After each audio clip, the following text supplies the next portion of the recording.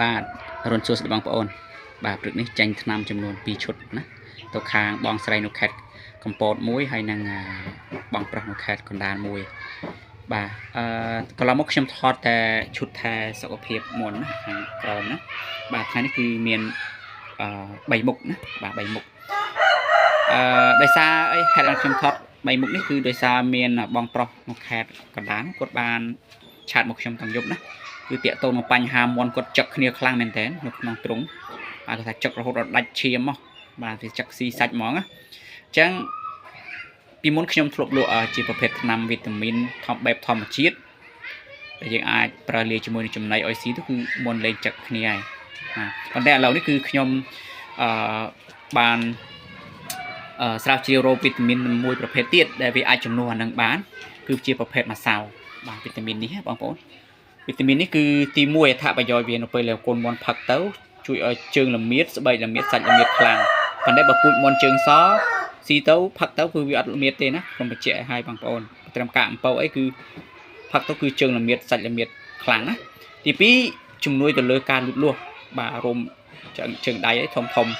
ហើយទី3គឺការពារកុំឲ្យមាន់ហ្នឹងចឹកគ្នាណាបងប្អូនប្រើនេះទៅគឺមាន់បងប្អូនលេងចឹកគ្នាហើយណាហើយបើបានប្រើពីតូចទៅទៀតគឺទៅបីបងប្អូនចិញ្ចឹមក្នុងដងស៊ីតេចង្អៀតមិនក៏មាន់អត់ចឹកគ្នាទេណាអាហ្នឹងល្អប្រើខ្លាំងណាវីតាមីនបាទដោយឡែកសម្រាប់ខាងនេះខ្ញុំទៅសេដាក់រាកឈាមរាកស្ករបាទអានេះគឺព្យាបាលមានប្រសិទ្ធភាពខ្លាំងទៅលើមាន់ដែលមានបញ្ហារាកហើយមាន់ដែលមានបញ្ហារាកខ្ញុំបញ្ជាក់ណាបងប្អូនងប់លឿនណាស់បើករណីរាកឈាមរាកស្ករនេះបាទមិនថារាកពីមុខទេវាមានរាកផ្សេងទៀតរាកទឹករាកខៀវរាកសហ្នឹងគឺងាប់លឿនណាស់បងប្អូនណាប៉ុន្តែបងប្អូនកុំបារម្ភបាទបងប្អូនប្រើនេះតាមមួយថ្ងៃខ្ញុំប្រាប់បងប្អូនថាមួយថ្ងៃរយៈពេលនៃការប្រើមុនបងប្អូននឹងជុះមកលក់ដុំឡើងវិញអានេះល្អខ្លាំងណាថ្នាំហ្នឹងណាបងប្អូនសតតែថ្នាំដែលខ្ញុំជ្រើសរើសយកមកដែលល្អណាបាទហើយសម្រាប់បងប្អូនដែលត្រូវការថ្នាំដែលមានគុណភាពឬក៏វីតាមីនការពារមុនចឹកគ្នាឬក៏ថ្នាំរាកឬក៏ឈុតថែសុខភាពទូទៅនេះគឺវាត្រូវបានទាំងបាទផ្ដាសាយហើមមុខបាទរាកសរាកខៀវរាកទឹកណាឬក៏សង្កុកបាសរោមរុញកនេះបងប្អូនប្រើឈុតថែសុខភាពខាងក្រោមនេះណាបើករណីមុនបងប្អូនរាកធុនធ្ងរបងប្អូនប្រើនេះខាងលើនេះបាទកំប៉ុងតូចណា